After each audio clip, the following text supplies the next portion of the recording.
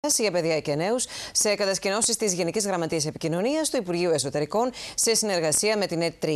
Τεχνικοί και δημοσιογράφοι έδειξαν σε περίπου 350 παιδιά πώς λειτουργεί η τηλεόραση και το ραδιόφωνο.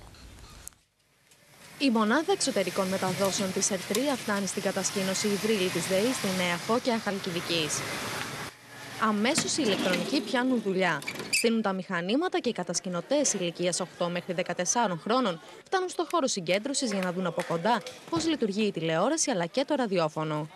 Η ΕΤ3, συμμετέχοντας στο πρόγραμμα που έχει εκπονήσει η Γενική Γραμματεία Επικοινωνίας με θέμα οπτικοακουστική για νέους και παιδιά, διέθεσε το βαν εξωτερικών μεταδόσεων, τεχνικό προσωπικό και τεχνικό εξοπλισμό, έτσι ώστε να συμβάλλει στην επίτευξη του σκοπού αυτού.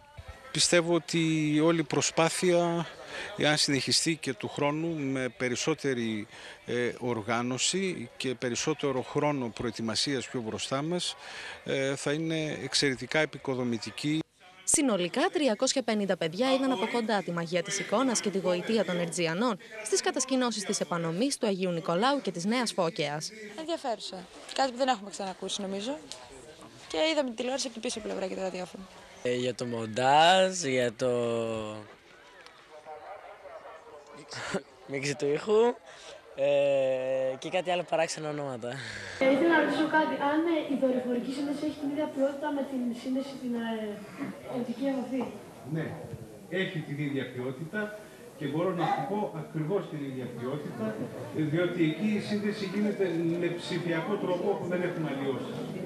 Κάποια απλώς έλυσαν τις απορίες τους, κάποια άλλα πάλι φαίνεται ότι βρήκαν το επάγγελμα που τους ταιριάζει. Αν και πιστεύω ότι είναι μια πολύ δύσκολη δουλειά, δηλαδή κουραστική και ότι μερικές φορές δεν ξέρεις και τι ώρα θα σχολάσεις, μου φαίνεται ενδιαφέρουσα. Αυτό είναι την απευθεία σύνδεση, το ότι γίνεται ας πούμε να είναι εδώ η κάμερα και ο δέκτης να είναι ας πούμε πολύ μακριά και το βλέπει την ίδια στιγμή. Τα παιδιά έδειξαν και στις τρεις κατασκηνώσεις ένα ιδιαίτερο ενδιαφέρον και αυτό το έδειξαν με τις πολλαπλές ερωτήσεις που είχαν, αλλά και το μεγάλο ενδιαφέρον να δουν στην πράξη αυτά τα οποία έχουν ακούσει. Το πρόγραμμα οπτικοακουστικής παιδείας για παιδιά και νέους στις κατασκηνώσεις θα συνεχιστεί και το επόμενο καλοκαίρι.